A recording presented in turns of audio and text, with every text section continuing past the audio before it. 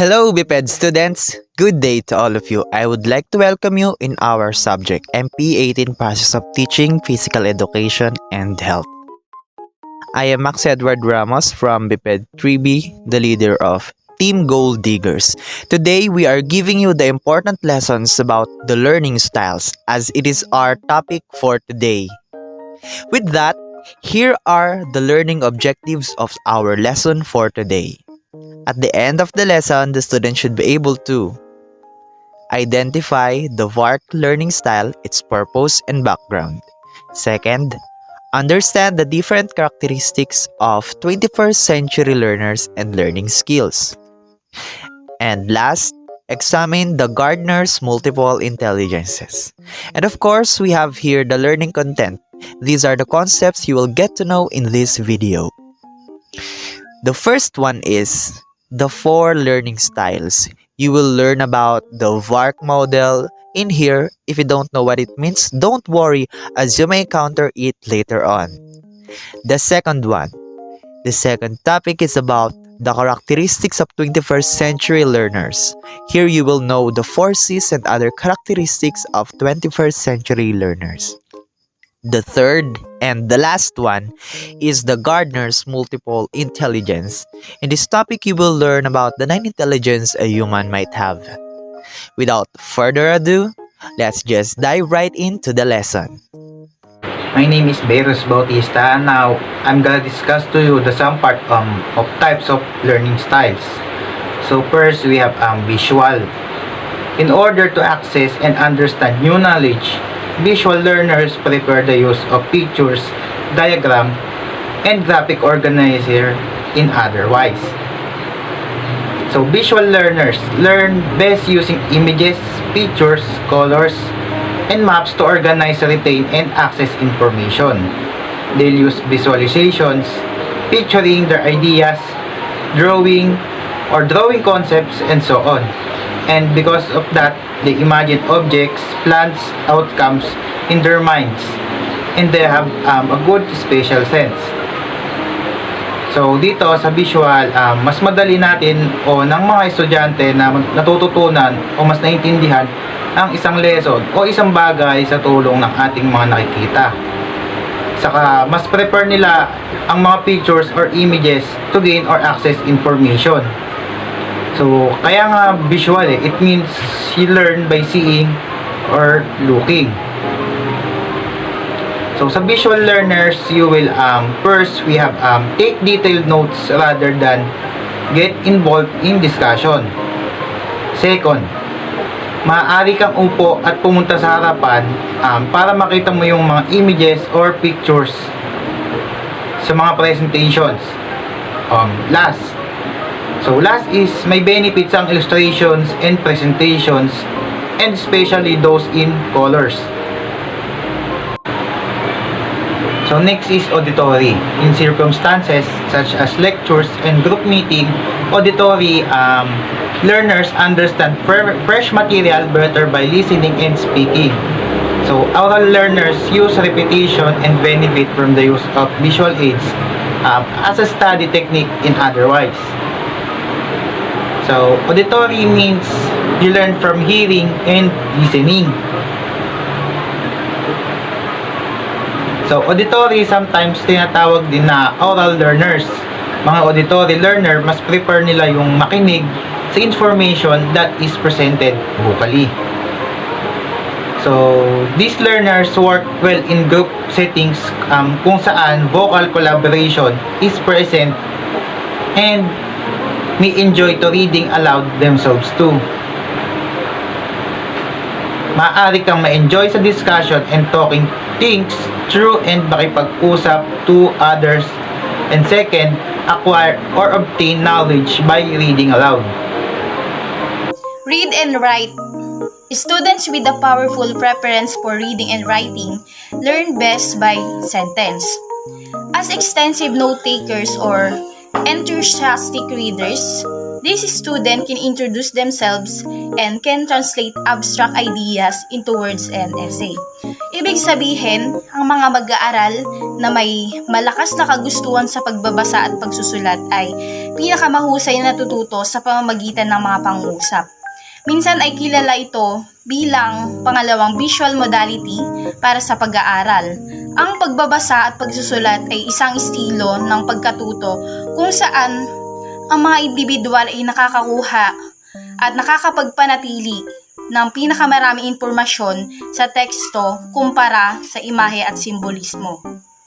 Kumbaga, mas natututo sila sa pamamagitan ng pagbabasa ng mga lecture notes, pagsulat ng mga sanaysay, pagbabasa sa pamamagitan ng mga aklat-aralin, pagsulat ng mga tala at iba pa. So, ayun. Good day everyone. My name is Lorraine Joy Chicao. So, ano nga ba si learning style? Si learning style is described as a group of characteristics, attitudes, and behaviors that define the way of learning of each individual. Si learning style is may iba't iba siyang part or may iba't iba siyang types kung paano nga ba natututo ang bawat learners bilang isang individual. At it simply means this is the different approaches or a way of learning. Ano nga ba yung mga different style na naka-influence sa kanila? First is the way that students learn, how teachers teach and influence the interaction between teacher and students. And now, let's proceed to the history and purpose of the BARC model. Ano nga ba yung BARC model? Si BARC model is yung diniscuss kanina ni Beirus at ni Marlene na si visual learners, si auditory learners, si reading and writing learners, or si kinesthetic and arithmetic learners.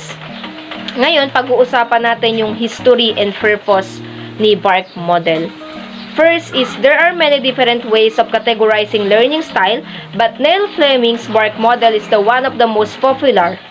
In 1987, Neil Fleming, a high school and university teacher from New Zealand, developed the most widely used learning style.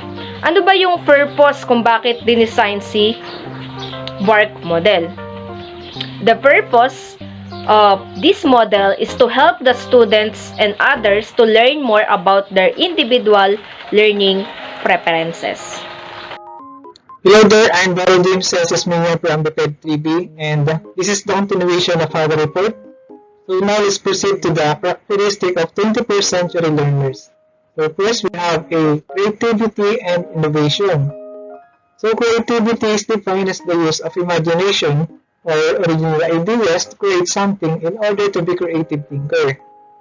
Individuals who are innovative are set apart from others since they are able to problem solve using their creative skills. So, creativity is the ability to come up with new and exciting ideas. So, from creativity, nakakapag-analyze tayo ng mga sagot sa gamit ang ating isipan. So for example, nakakapagsagot tayo ng math problem kahit hindi na natin ito sinusulat sa ating kamay o sa ating notebook. Nasagot natin ito, nakakapag-produce tayo ng sagot gamit ang ating isip. So ganoon din sa mga presentation or mga performance na kung saan gumagana ang ating creative skills, creative idea na kung saan isip lamang ang gagana. So, in innovation, ito naman yung pagkabuo ng mga bagay from creativity na nabubuo to innovation. So, for example, the invention of the motorcycle make them realize that they can also ride bikes without making any extra efforts. They just have to click the switch and it starts automatically. In this example, the thought of creation of a new traveling motorcycle is creativity, but the actual invention of it is innovation. So another example of that is yung computer. Di ba yung early 90s, ang ginagamit lang nating learning materials is visual aid.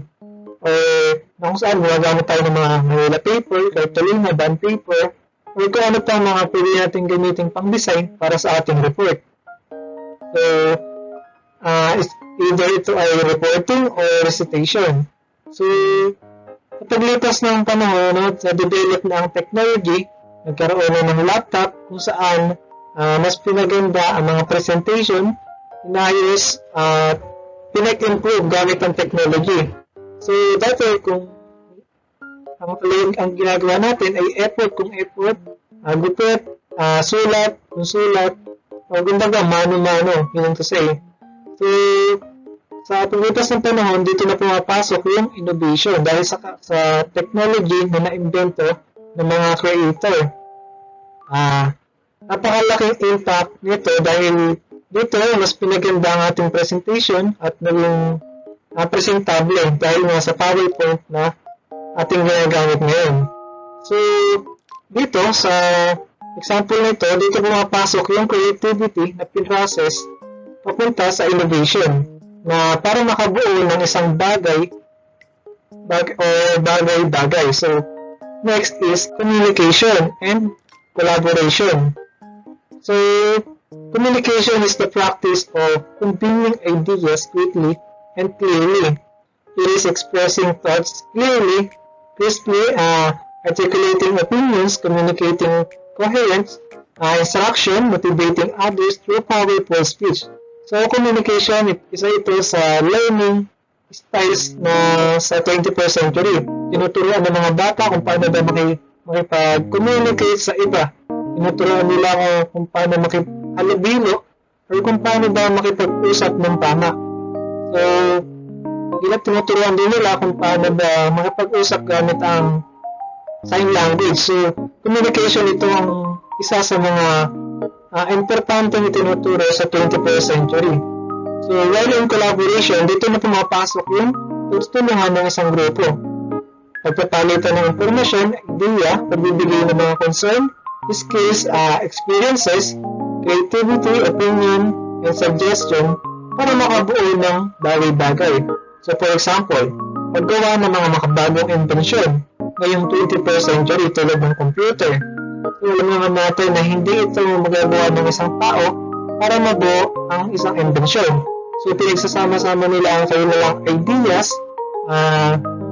kanilang skills, talent para makabuo ng bagay gamit ang innovation. Hi, I am Max Edward Ramos, and we will now proceed to our next topic, and it is also a part of the characteristics of 21st century learners, and it is called the critical thinking and problem solving.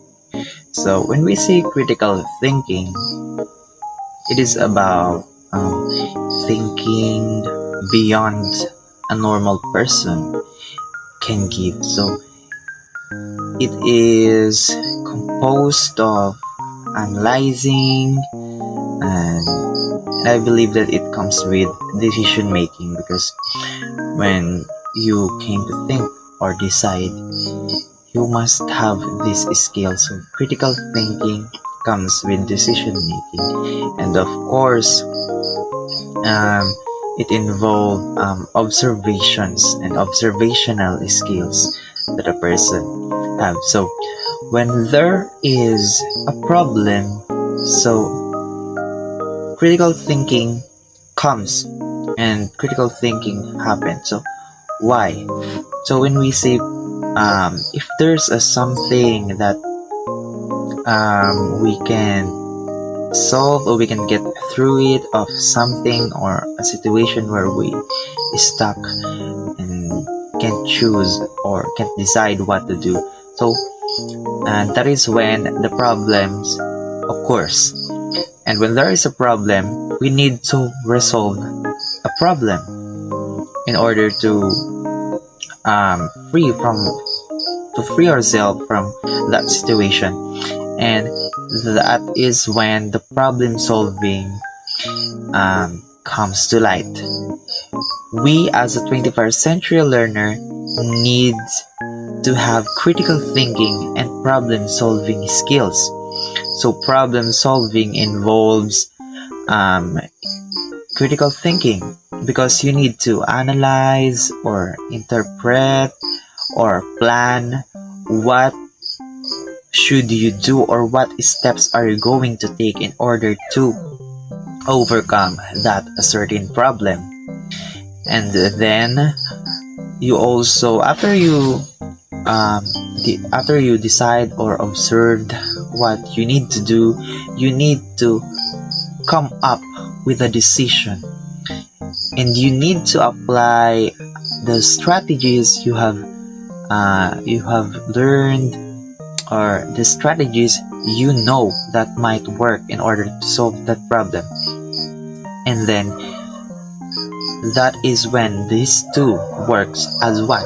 So critical thinking comes with decision making, and the problems comes with problem solving. Okay, so our next characteristic is global citizens. So being a global citizen, so of course you acquire, or you equip yourself with, you consider yourself as a global citizen with global citizenship in your heart. So when we say global citizen, you need, we as a 21st century learners and as a part of Generation Z, so we need to be aware of what is happening around us. So we need to know the current issues in our, not just in our society, but also in other countries all over the world. So as a global citizen, we should be aware, or we should give care on our surroundings. So we need to be aware of the news, of the current trends, in order to adapt to the world, because the world is changing, and changing is inevitable, and changing might occur each and every time pass. So being a global citizen is being a transparent. So you need to be aware and be responsible of your actions that you will do. And as a global citizens, we are bringing pride to our countries, and we are equipping ourselves with responsibilities that not just a good citizen to your own country, but being as a responsible citizen all over the world. So we need to be globally competitive. Even if we are just students, we should prepare ourselves for the future. And when it comes that we get a chance to work internationally, so the people in other countries would admire us because we have these skills. As a global citizen, we are globally competitive and equipped with the skills that we can use in globalization or communicating with other people in other countries. So we are not just using our excellence or our talent or our skills in our own country, but we should be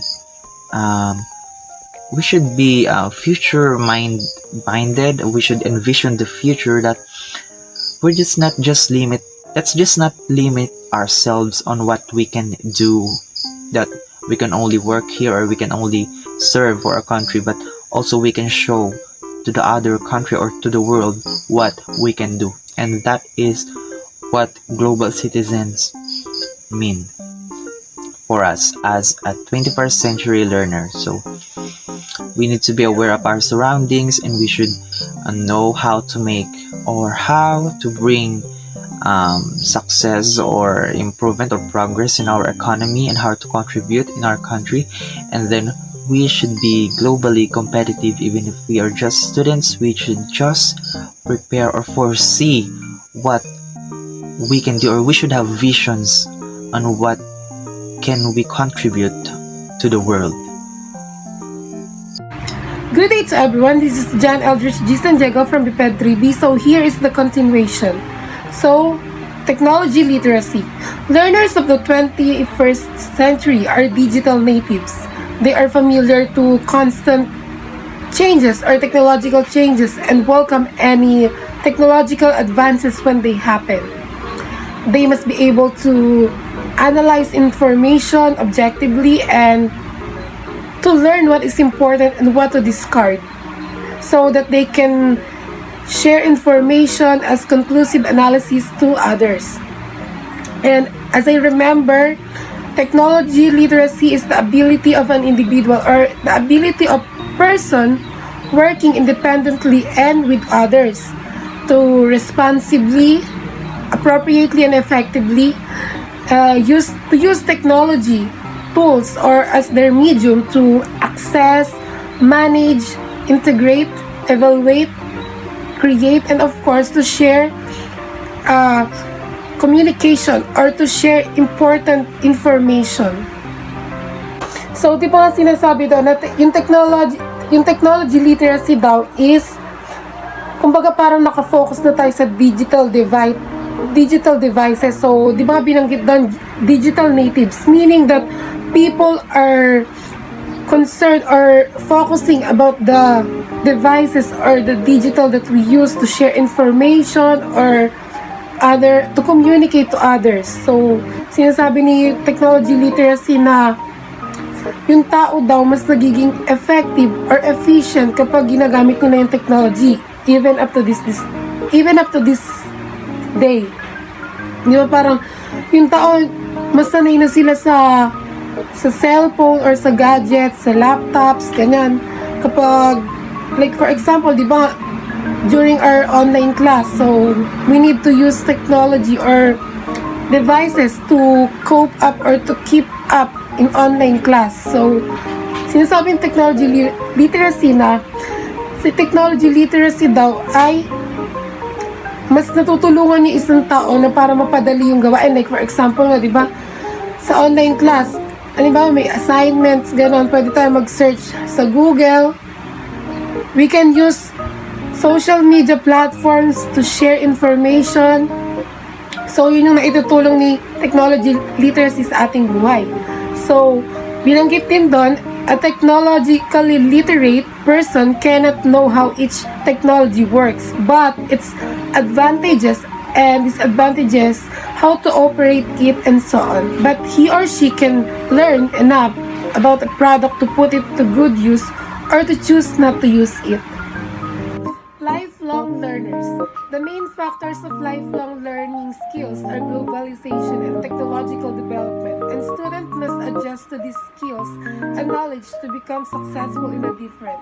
So, lifelong learning is a form of self-initiated education that is focused on personal development. While there is no standardized definition of lifelong learning, it has generally been taken to refer to the learning that occurs outside of a formal education institute, such as school, university, or corporate learning. So, lifelong learning does not necessarily have to restrict itself to informal learning. However, it is best described as being voluntary with the purpose of achieving personal fulfillment. The means to achieve this could result in informal or formal education. So, sinasabi dito sa lifelong learners na every student is the factors of the lifelong learning skills are the globalization. So, parang sinasabi dito na every student na kailangan maging hindi na globally competitive but in a right way.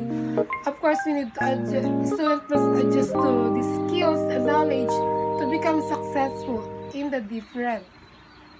So, here's the importance of lifelong learning. So, while pursuing personal interests and passions or chasing professional ambitions, lifelong learning can help us to achieve personal fulfillment, like what I said before, and of course the personal satisfaction. So it recognizes that humans have a natural drive to explore, learn, and grow, and encourages us to improve our own quality of life and sense of self-worth by paying attention to the ideas and goals that inspire us. Good day everyone, I'm Angelica May Sibuma from BPED 3B and I'm one of the reporter of the Gardner's Multiple Intelligences. The theory of multiple intelligences was first proposed by Howard Gardner in his 1983 book Frames of Mind, where he broadens the definition of intelligence and outlines several distinct types of intellectual competencies. Gardner developed a series of 18 conclusion criteria when evaluating each candidate intelligence that was based on a variety of scientific disciplines. So, na-propose yung multiple intelligence noong 1983 sa book ni Howard Gardner's na Frames of Mind. So, sa librong ito, nakapaloob dito yung definition ng intelligence and the outline several distinct types of intellectual competencies. Gardner developed a series of 8 inclusion criteria when evaluating each candidate intelligence that was based on a variety of scientific disciplines. Gardner's developed 8 multiple intelligences, and the first one is the verbal linguistic intelligence.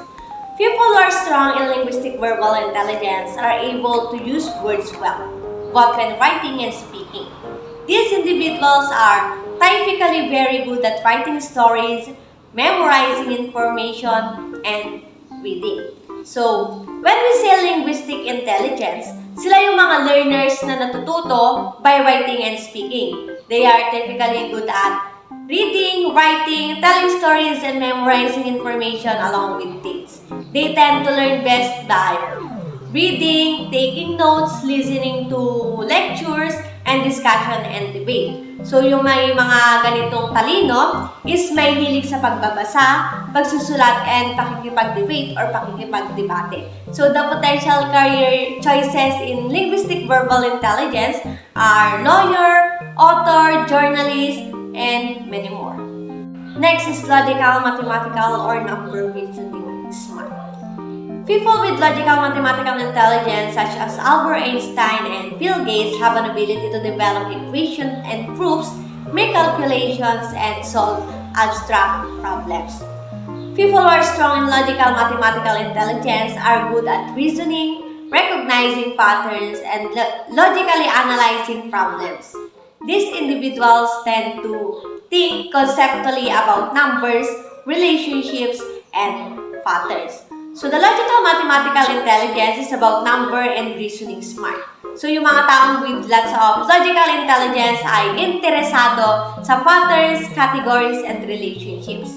They enjoy mental challenges, seeking out solutions to logical, abstract, and mathematical problems, and have good deductive reasoning.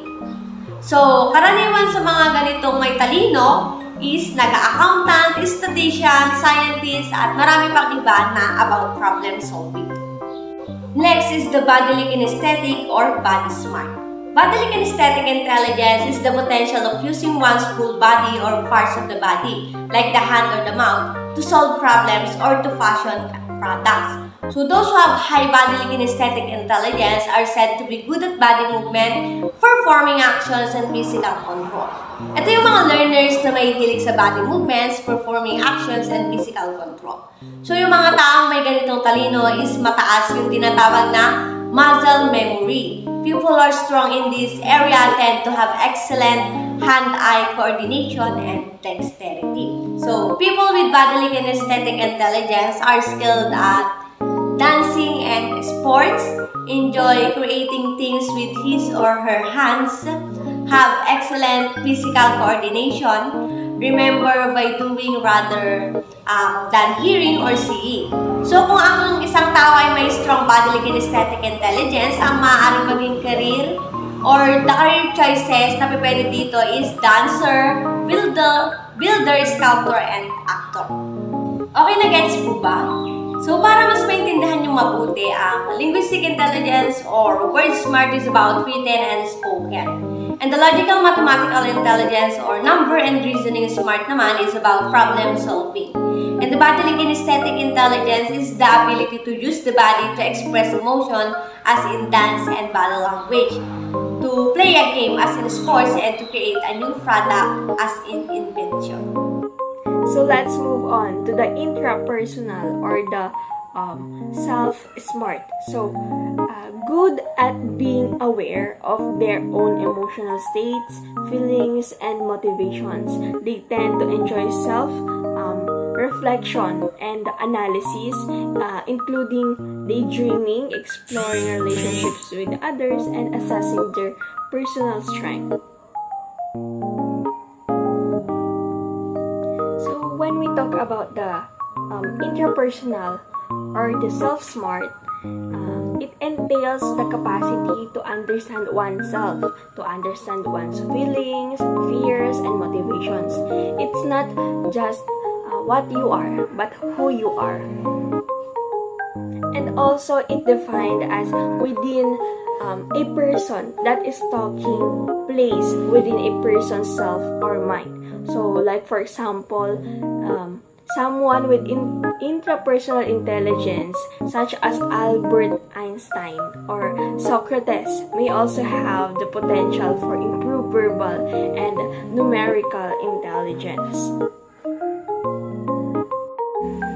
So, people with intrapersonal intelligence they analyze their strengths and weakness well. They enjoy analyzing theories and ideas. They have excellent self-awareness, and they understand the basis for his or her own motivations and feelings. And also, if you're strong in interpersonal intelligence, good career choices for you are as philosopher. You can also be a writer, theories, and also a scientist. We have here the musical or the sound smart. So they are good in thinking patterns, rhythms, and sounds, has a strong appreciation for music, and often good at musical compositions and performance. Their strengths are rhythms and music. So, people with musical intelligence enjoy singing and playing musical instruments. They also recognize musical patterns and tones easily, then remember songs and melodies. They also have a rich understanding of musical structure, rhythm, and notes. So, if you are strong in musical intelligence, good career choices for you are, for example, you can be a musician, also a composer, a singer, a music teacher, and also be a conductor. Interpersonal or the people is smart. So those who have strong interpersonal intelligence are good and understanding and interacting with other people, skilled and assessing emotions, motivations, desires. So they can communicate well verbally and non-verbally. So people with interpersonal intelligence communicate well verbally. Also, they are skilled on non-verbal communication, and they see situations from different perspectives. They also create positive relationships with others and resolve conflicts in group settings. So, they have potential. If you are strong in interpersonal intelligence, good career choices for you are become a psychologist, a philosopher, counselor, also a salesperson, and a politician. Good day everyone, my name is Christopher Bistro and this is the continuation of the report. Next is visual spatial or the visual smart. Visual spatial intelligence refers to the people's ability to view or visualize the world in its three dimensions. People with high spatial intelligence are generally very creative and usually have a vivid imagination, high artistic ability, and excellent spatial reasoning.